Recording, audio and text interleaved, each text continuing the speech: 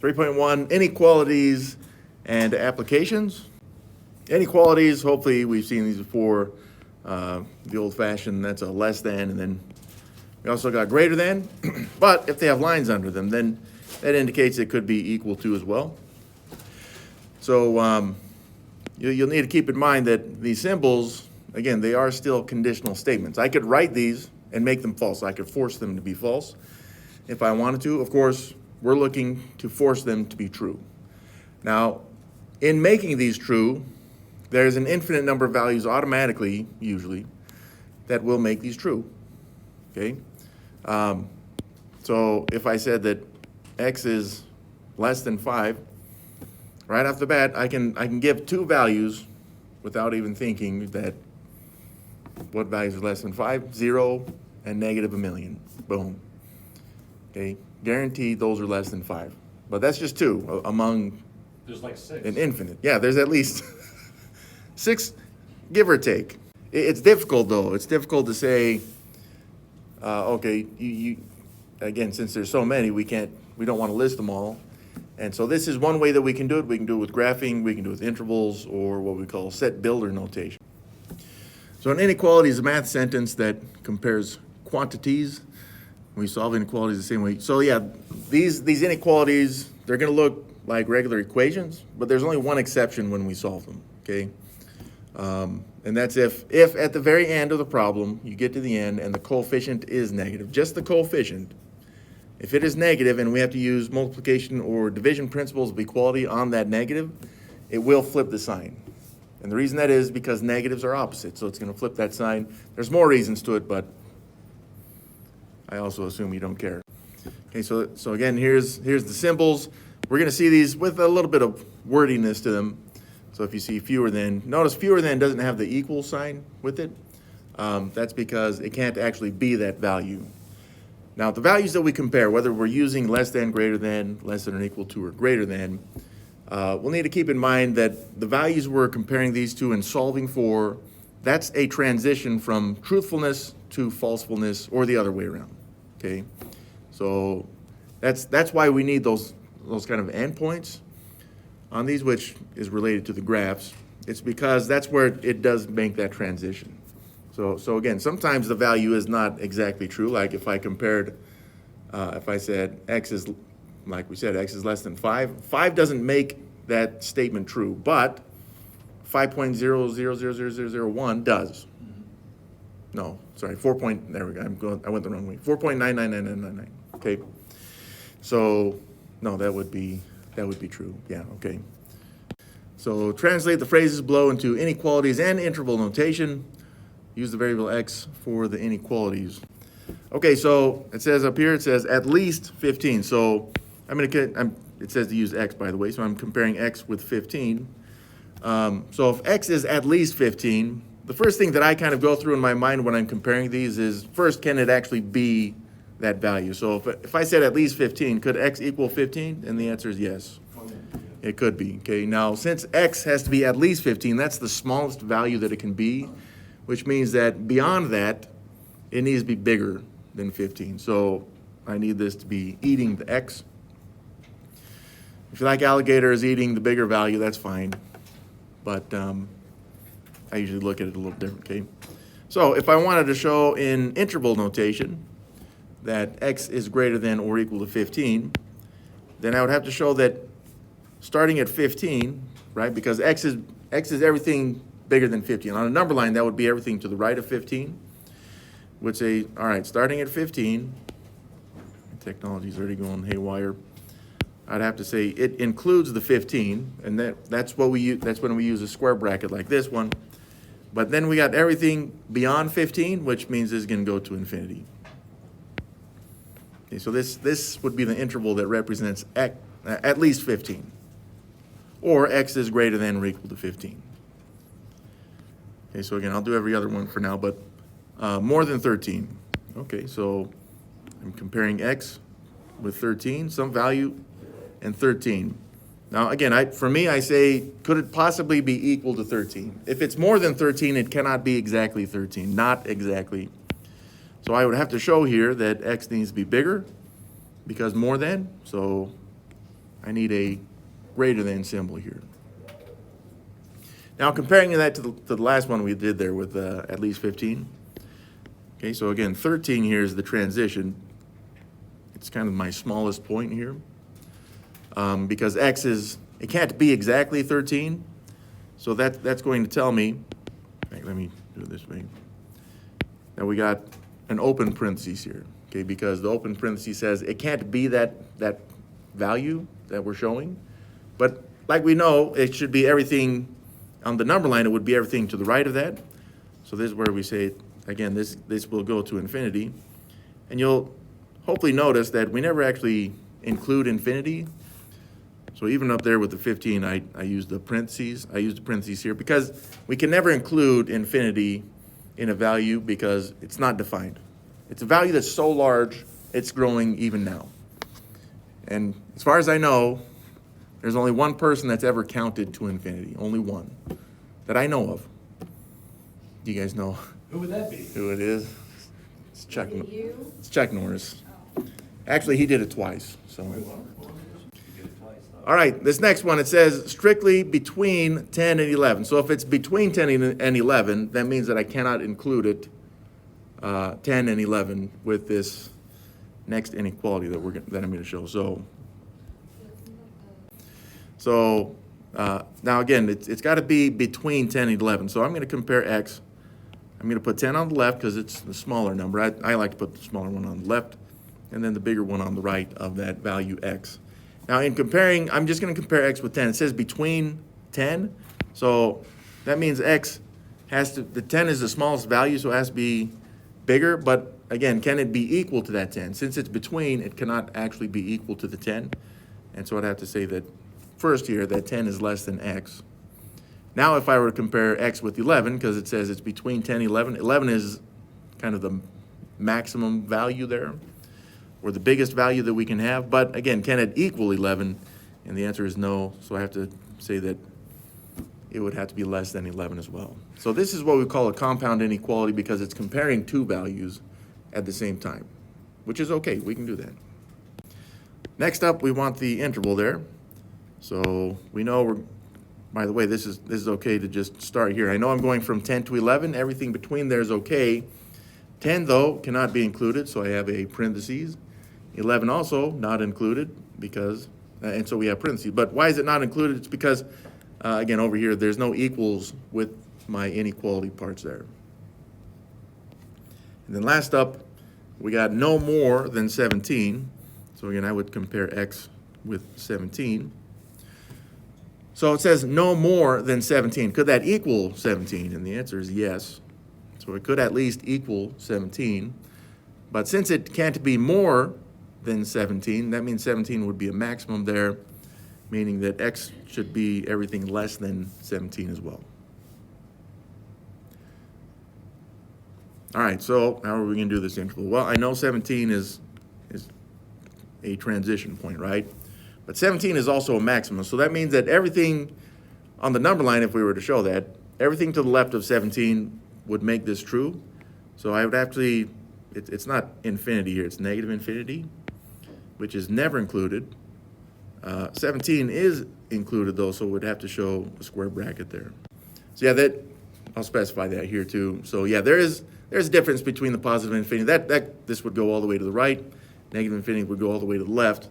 And yeah, I'll clarify this too. These do look like ordered pairs, which is unfortunate because we just kind of got done with some ordered pairs, at least the ordered triples, right? So yeah, please don't get these confused with those because they're I hate to say it, but they're different, right? So this is interval notation. Again, this is an interval which communicates the same thing as this inequality. It's saying starting at 13, which is not included, everything to the right, all the way to infinity, which is also not included, would make this statement true. Just stay on this purple one. What are some values that are bigger than 13? 20? 13.00001? 200 trillion? I don't know, something like that. Okay, here we go. So we can graph the inequalities on a number line. This helps me, at least, to visually see how that interval is going to work. So I didn't do any on that last slide, but it's still doable. Okay, so we know if we have just the greater than, or, sorry, that's less than or greater than symbols, we're going to end up with open circles on the graph. And you're going to have to distinguish between the two on the assignment. If, for some reason, it's equal to, with the inequality, it'll be closed circled. So mathematically, what this communicates, an open circle says that that value where there's an open circle is not included, or it would make the original inequality false. Okay, but if it were a closed circle, mathematically that communicates that that value would make the original inequality true. But we usually only use points to indicate that we're transitioning from falsefulness to truthfulness or the other way around. So this is the way that I like to look at it. Some students do this a little different. You can have your own way to do it. Doesn't matter to me. But I see, does the inequality eat the letter or the variable? If it does, then I know that line goes to the right. If it does not eat the letter, it goes to the left. Okay? And then if I'm doing this by hand, I'll have to put 3 numbers on the number line. We'll see if that's necessary. I say that it eats the letter because a lot of students relate that to the alligator stuff. For me, it's a shalagat, but that's different. Now remember, with these inequalities, you do want to notice if there's a negative coefficient, because if there is, we're going to have to use a principle of equality with multiplication or division.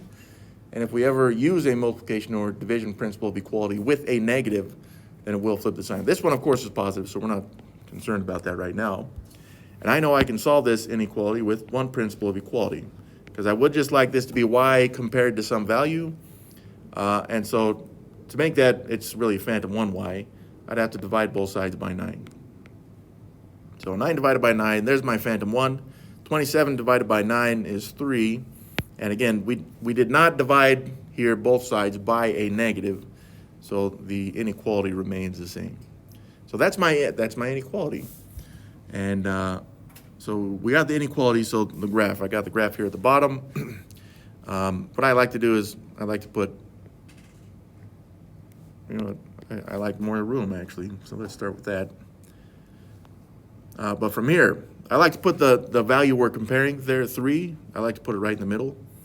And then just one value to the left, that'd be 2. And then this is positive, so it gets bigger to the right. If you want to be really thorough, it may be good to know where 0 is. And I know 0 is somewhere to the left of 3. Some students get mad at me, though, when I do this, because now there's not proportionality between the values. But I'm not the kind of math person that cares. So if that's you, just give yourself some more space. It doesn't bother me. Okay, so I'm comparing there in red, y is less than 3. So since it's just less than, it cannot equal 3. At 3 in the middle there, I've got to put an open circle, which communicates that if you were to use 3 in that inequality, it would be false, because 3 is not less than 3. Okay, that's fine. Now I look and I see, does the inequality eat the letter y in this case? It does not, which means that the line will go to the left. Now for me, that's good enough because I'm doing this by hand. On the assignment, I believe you'd have to click an open circle on 3, and then from there you have to drag it, but you have to drag it all the way to the end of the line until you see an arrow there. If you do not see an arrow, it'll mark it incorrect. So now it's really a short distance here to get to the interval, which I'm going to show just because, I don't know, I feel like I should. So this one goes all the way to negative infinity, which is never included. It stops at 3, which is also not included. Boom, that would be the interval. So one thing you'll notice here is that the equations get bigger. But again, I hope that doesn't mean that they're going to become more difficult. So it is more work though. So we'll use principles of equality to solve this as well. I'm going to isolate the negative 6b's by adding 8 to both sides. Okay, so this allows me to drop the negative 6b. And yeah, I just use the addition principle of equality. Addition and subtraction principles of equality will never affect the inequality itself. It won't flip it. Okay, so right here I got negative 8 plus 8. That zeroes out as planned. 10 plus 8, 18. One more principle of equality will do it by dividing both sides by negative 6. Now you can do the math first. Some students like to notice that I just divided both sides by negative first, and that way they know that it's going to flip the inequality, okay? So those negatives are crucial to know that they will flip the inequality, okay? Now I'm gonna use division. There's my 1, my phantom 1b, and then 18 divided by -6 is -3. Okay, so coming down here to the number line, I'm gonna put -3 right in the middle. Now these are negatives, which means 0 is actually over here, and so negatives get bigger to the right, and they get smaller to the left, so that'd be, I think I'm saying that wrong. So to the right, the negative is getting, the actual number is getting smaller, so that's why -2 on the right. -4 is a bigger negative, so it's on the left, because it has less value. Now that I have this, and like I said, I put 0 on the graph so I know where it is. At -3, so b is not actually equal to -3, so I've got to put an open circle there. And then this one is eating the b, so it's eating the b. Some students like to show their lines like this. Whatever. Again, I'm doing this by hand on the assignment. You'd click and then drag it over. But you do need to see the arrow on this one, otherwise it'll mark it wrong. Sorry, and just real quick. So interval notation, see how this one starts at -3, but it's not included because it's an open circle. And then yeah, that arrow shows it's going all the way to infinity. And infinities, whether they're positive or negative, are never included. It's got bigger, right? Again, to me, bigger or smaller, it's just an equation that we got to solve. And just at the very end, we'll have to pay attention if we're ever multiplying or dividing both sides by a negative. Most students do prefer to put the x's on the left all the time, but you don't have to. It's completely up to you. So let's start. We got some distribution here and here. So I'm going to use distribution first to simplify. So that's 5 groups of -2x's. That'd be -10x's. 5 groups of -5 would be -25. Okay, let's do the 4, and that'd be 4 groups of -1x's, which would be -4x's, and then 4 groups of 1, which would be +4. Everything else just drops, so we got this +2, greater than or equal to, and then the +3x here on the right.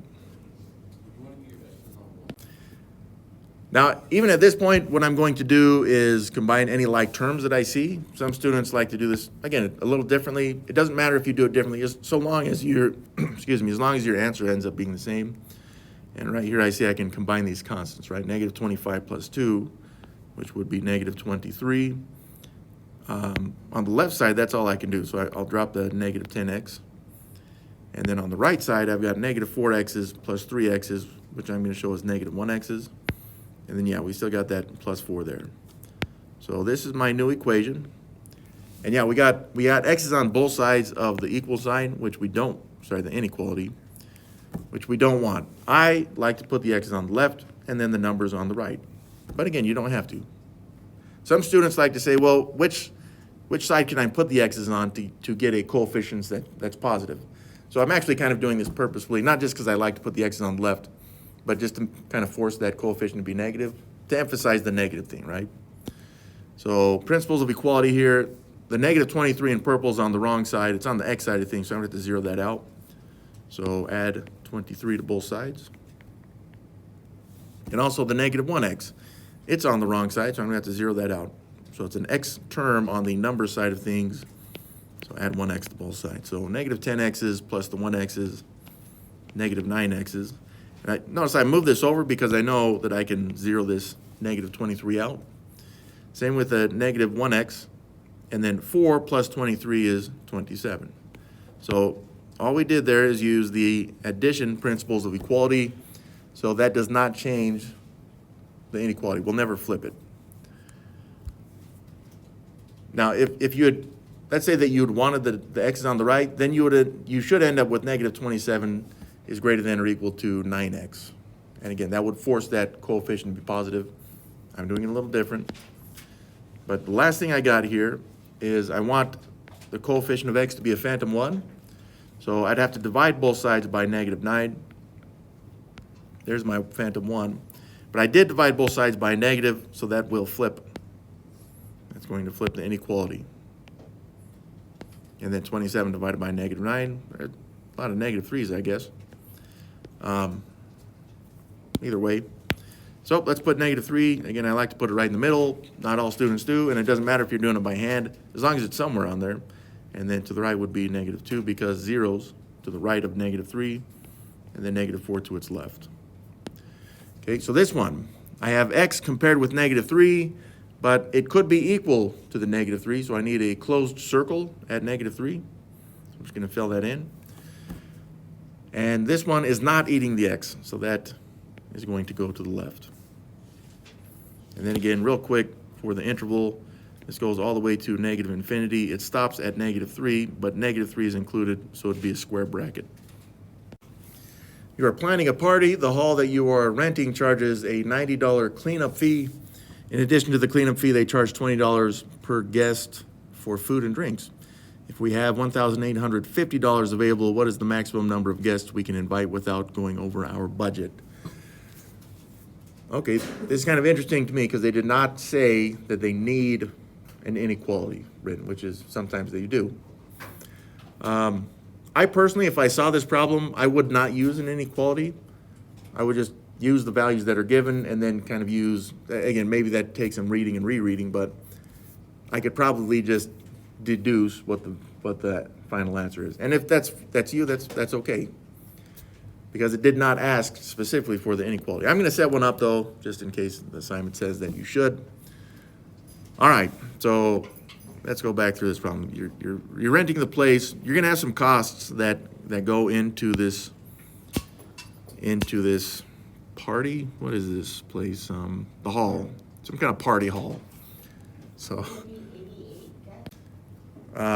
yeah. So personally, I would do the same thing. I'd do $1,850 minus the $90 cleanup fee. Divide that by 20. Boom. You have the number of guests.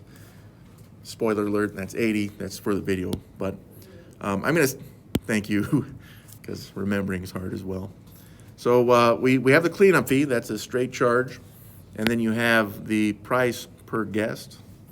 Doesn't matter if it's food and drink, okay? But then you have the total as well. That's how much we have, which will help us to know the maximum number of people or guests that we can invite to this party. So again, just starting up, just set this up. We got the cleanup fee, and then you have the charge per guest. Now again, I'm putting these out because these are my costs. And then after that, you should have, I guess, your total, or I guess how much you have. I'm just going to put total. It sounds better than writing the word have. But if you were to add the cleanup fee and the per guest cost, you should get some kind of total. It's just this time, since it's a total, we're comparing this with maximum number of guests. So the total, I believe it's this one. We have to have some value that's less than the total number of, but we have the equal part there too, okay? All right, so let's start. We got the cleanup fee. We know that's $90. The per guest charge is $20, but that's per person. So I'm gonna actually introduce a variable into this. X is the number of, I guess they said guests. Yeah, guests. So that'd be 20 times X. That would tell me the total cost for all the guests. And yeah, if we add these together, we should get something that's less than or equal to the total, which was $1,850. Now again, it's less than or equal to, because this is the maximum amount of money that we have. And you can say, well, couldn't we get more money? Yeah, sure, but we don't want to overcomplicate this. Now it's just an inequality that you can solve, but again, it's going to work the same way. Subtract the 90 first. So here we go. I'm going to zero out, drop my 20x. The subtraction principle of equality will never change the inequality. And then this should be 1760. Yeah, then we're going to divide both sides. That's by 20. Now that's a positive 20, so that's not going to flip the inequality. It'll stay the same. I now have x. That's the number of guests is less than 88. Just, I think on the assignment, it'll just have a box that you just type in 88. That it'll say, what is the maximum number of guests? 88. But then after that, you'll see guests, and since I'm doing this by hand, I feel uncomfortable if I don't label it, so 88 guests. Now you could check, right? 88 times 20, you'd see the 1760, plus the 90, boom, you'd be back at the 1850, which is the amount of money that we had in the beginning. All right, again, this one is just asking for the kind of the final value here. So if you did not use an inequality, you should be fine. So you got a car rental company offers 2 plans for renting a car. You calculate how many miles you need to drive for the unlimited miles plan to make more financial sense. So this one is almost kind of set up like a system of inequalities. Not that it has to be. But we got plan A, it's $30 per day plus 15 cents per mile. And we know that the rate is going to be based off the mileage.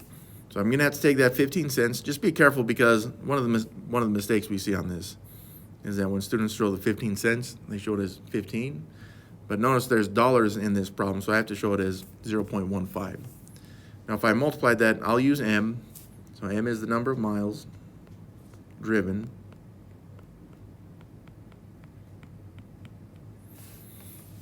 $0.15 times the number of miles driven, that would be the cost for the miles. But this one says that you also have the $30 charge for the day.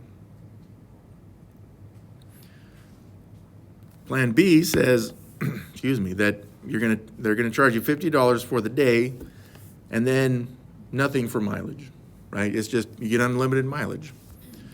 So we have these two. Now, what it's saying is it wants plan A, you want to calculate and try for the unlimited miles. Oh, unlimited.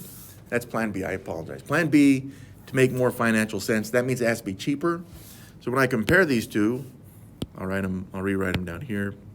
0.15 M, this is plan A, plus 30. And if I were to compare this to 50, I need 50 to be the smaller of the two values. That's what we mean by makes more financial sense. It needs to be cheaper. So I can't have this eating the X. But, I was thinking that it could be equal to, but no, it needs to be more financial sense. So this one is just, I have a greater than symbol there. If you flip these though, which you could do, you'd have to make sure that it's eating the plan A. We want plan A to be bigger. That in turn makes plan B more financial sense. So solving this, we'll have to subtract 30 from both sides. Again, subtraction does not change the inequality, so it stays. And we can drop the 15 cents per mile. 30 minus 30 is 0, 50 minus 30 is 20. And then divide both sides by 15 cents. That's one. The mileage then,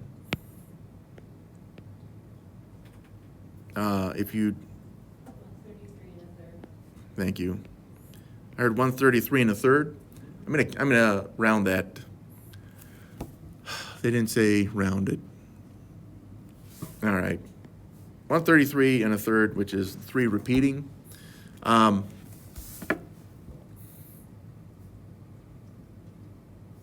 feel like I should round it, but I wouldn't round to 133 here, because a car company generally would charge you for that third of a mile as a full mile. They wouldn't round down? I don't think they would. So I'm going to keep it like this. Just be aware on the assignment, if you put that in and it's incorrect, they may want the 133 on the assignment because they may want you to round. But again, theoretically, a car company would probably charge you for a full extra mile. So I would probably make this 134. Okay, so let's analyze what I've done here. So I have the mileage has to be greater than 133.3, 133 and a third. Yeah. Okay, so that means that as soon as you drive, let's say 133 miles and a third, that would make the plans equal to each other, okay? But if you started driving past that, then you're not, for plan B, you would not be continually charged for the mileage, but plan A would, which is why plan A would go beyond whatever that cost would be. So the last thing I'm gonna do here, now that we've done some analysis, is just label that answer. You guys are checking this, and this is why I believe on the assignment it wants this answer. Because, yeah, if you type in just 133.3 and replace that for M, it won't necessarily be true because it was rounded. The 3 there with the bar indicates that the 3 repeats. That's a third. But if you put 133 and a third in for M as a mixed number, it should give you an equal statement. Of course, it's still not true, but you should get 50 out of that. But if you just put the 0.3, that's because it's rounded. Essentially, it's been rounded. We've taken away value, so it's less, which is why you'd get a false statement there. This stuff that we're seeing right here, this is all kind of review stuff, but it relates to the inequalities because I believe they do want some intervals on these. We'll see. Since even roots cannot have negative radicands, this doesn't have to make perfect sense to you guys, but for roots of expressions, the domain is all numbers that make the radicand greater than or equal to 0. So let's go to something that hopefully is slightly familiar. If I said the square root of 4, that's asking what value times itself is 4. It's 2, right? Now, if I were to make that a negative 4, so I've changed the problem, right? So let's get rid of the 2. What value times itself is negative 4? It's just, right now, the only thing we need to remember for now is that it's not real. We will have a unit on how to do these problems. Unfortunately, there are such things as real numbers, which you're very familiar with in life. But math people, once they felt like they had mastered real numbers, they felt the need to go and find not real numbers. And now we get to go over that in Math 1010, which you get, yeah. So I can feel the excitement though. In any case, the radicand's the inside of the radical, that's the square root. So negative 4 would be considered the radicand. Just inside, we can't make it, it cannot ever be negative. So if I were to change this a little bit, and let's just say that it's x, okay? So x, could x ever be negative? No. Could it be 0? Yeah, sure it could. So you could say for your domain, and I'm not doing this like I probably should. What the crap. Set builder notation, okay? So I would say that x, right here, I could make it equal to 0, but I really need it to be something bigger than 0 as well. But 0 would work too. So this right here that I've shown is set builder notation, but I think I got a slide on it. Let's get to the math language, because no, it's neither. It is neither. So this is set builder notation, and math is its own set of hieroglyphics, which is why, you know, we're misinterpreting this with symbols that we're familiar with, right? Absolute values, like you say, or a 1. It's neither. This reads, not that I think you care, this is set builder notation. So how do we know? Because it's got the fancy brackets, and they're super fancy. I did a pretty good job, and I feel good about it. But in any case, this reads x such that x is greater than or equal to 0. Boom. So that's how it reads. Again, I don't think you care. Just this first part, sometimes people are like, isn't that redundancy because you have x and then you got an x? Sure, I didn't make this up. Someone else did. Some math nerd a long time ago did. And welcome to math class. Here we go. Domain in interval notation, right? So here's what I know is that I've got to take the inside of that square root, which is called the radicand, 5x plus 8. And I need that full value, that full radicand. I just need it to be bigger than or equal to 0. And that will be my domain. But of course, we need to solve this. That will help us to put that in interval notation. So 2 principles of equality should do. Subtract 8 from both sides. That zeroes that out. Drop your negative 5x, which is greater than or equal to negative 8. Again, we subtract it so that won't affect the inequality, but this next one will, because I'm now dividing both sides by negative 5 to make that a coefficient of phantom 1. So that's going to flip the inequality because I divided both sides by negative. I now have 8/5. So x, as long as it could be equal to 8/5, but if it were less than 8/5, that would work too. So at this point, usually if I have an inequality, usually if I'm going to make interval notation, I like to see the visual representation of this. So I like to make the graph, although most students don't, and that's fine. So right in the middle, I have 8/5. I can do a better 8 than that most of the time. To the left would be 0, and then to the right, I don't know, 2, thank you. So at 8/5, I'd have a closed circle because it could equal to 8/5, but this one is not eating the x, so the line goes to the left. So my interval, it goes all the way to negative infinity. It stops at 8/5, which is included, so I need a square bracket. And this part right here, again, I was using the graph to see as far to the left as it goes, stopping at 8/5, but that's my interval right there. Yeah, for these, just since we're looking at the domain, yeah, do completely ignore that square root. Thank you. So for the domain on square roots, right, we know that the radicand, which is the inside, and that right now is x plus 6, it could equal 0, and that would be fine, but that's the smallest value that it can be, which means it needs to be bigger. It could be bigger than 0 as well. Okay, so this becomes an inequality that we need to solve, and we know we can solve this with one principle of equality, right? So I'm just going to subtract 6 from both sides to zero that out. Now I can drop my x. Subtraction, of course, won't change the inequality, but 0 minus 6 is negative 6. So that's my inequality. Now I will set up the interval, but I'm going to use a number line to help me out here. So I'll put negative 6 right in the middle. I know 0 would be to the right of negative 6. Doesn't really matter what's to the left. And at negative 6, I would have a closed circle. Okay, and it's closed because I have the equal part, right? So x up here could be negative 6, and that would be fine. As soon as you get less than negative 6, then that's not okay. So I now see that the inequality is eating the x here, so that means the number line will go to the right. Now that's just the number line, like I said. We need to have the interval here, so starting at negative 6, which is included, so that would be a square bracket. The purple line goes all the way to infinity, which infinities are never included. And now we see that we have the interval of that domain. And yeah, we know denominators cannot be 0, so if x is in the denominator, any values of x that would make the denominator 0 are not part of the domain. So we'll have to figure out how to do this with integral notation. Set builder notations makes that really convenient, but we'll see what it asks for. And so yeah, we have to be able to skip those values. If it's not included in the domain, we have to be able to skip those with integral notation. I think the graph helps as well. Let's see. So right here, just like with the square root, we don't care about the square root in the domain. All I care about on this one is the denominator. I don't give a crap about the 1. That's what I'm trying to say there. So I'm really just looking at the 3x plus 7.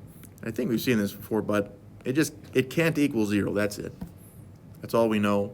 That's all we really care about. And so let's go ahead and solve this. Principles of equality is just, it is an inequality, but subtract 7 from both sides to zero that out. Drop your 3x. So 3x could not equal negative 7. Divide both sides by 3. And that would give me x cannot equal negative 7/3. Stroke of luck, I suppose. All right, so again, I like to see the number line. This would be negative 7/3. And so to the right would be 0. To the left, we'll say just negative, I guess, 3. Again, I like to have 3 values on there. And if 0 is one of those values, that's okay. So negative 7/3, it cannot be included. Okay, so I got an open circle there. This is not really an inequality, so I'm not looking at if it's eating the x or not. It's just everything else can be included. So this may seem weird to you guys, but that would be the number line for this inequality. Okay, well, does that help us? I think it does, because now when I'm writing the interval, I can see, I'm going to change the color here just so we can identify the different intervals. This goes all the way to negative infinity, not just the negative 3. I got the arrow on the end. And then it stops at negative 7/3, which is an open circle, so that's not included. But then we got the open circle there. I'm going to unite that, starting again. So I'll use a different color. Make this one blue. Yeah, well, starting at negative 7/3 first, which is still not included. But yeah, this one now will go to positive infinity. And this is the actual interval. We can use the parentheses here and then the union there as well to exclude individual values. In my heart, that seems mean, but Right, so this one's gonna work the same way. We're gonna take that denominator right there, 8x plus 7. I don't care about the numerator, okay? If it had an x in it, I wouldn't care. I don't care that it's 34, if it's big or small or negative, doesn't matter. I just need to focus on the denominator, and I know that it cannot equal 0. So that's the main objective here, is that I need to solve for the value of x that would make it 0, so I know what value to exclude from the domain. So principles of equality will still apply here. So I'm going to subtract 7 from both sides to zero that out. I can drop my 8x, which now does not equal negative 7. And then the last step here to finish off this inequality is to divide both sides by 8. So that would make 1x. I'm going to make it a phantom 1x, but negative 7 divided by 8, I'm just going to make it the fraction negative 7/8 right there. So as long as x is not negative 7/8, then we're in good shape on this one. So, but again, how do we exclude that from the domain? Well, we could go ahead and put this into set builder notation. So that would be x such that x cannot equal negative 7/8, then close with fancy brackets. So that would be set builder notation.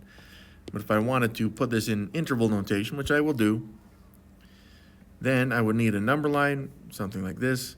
I'll just put the negative 7/8 right in the middle. So that puts 0 here to the right. And for negative 7/8, then we would have an open circle, but everything to the left of negative 7/8 would be in the domain, and also everything to the right of negative 7/8 would be in the domain. So I have that, and now I'm ready to write that just from the graph. I'm ready to write the interval. So that would be the green goes from negative infinity, but it stops at the negative 7/8. And of course, negative infinity is not included. Negative 7/8 is not as well because it's an open circle. Then I will unite this with the orange line, which also starts at negative 7/8, but not included. So we got a parentheses there. There's a negative. And that goes all the way to infinity to the right. So that's my interval right here, and then you got set builder notation. On the homework, it just may ask for what value is excluded. In that case, you just type in negative 7/8.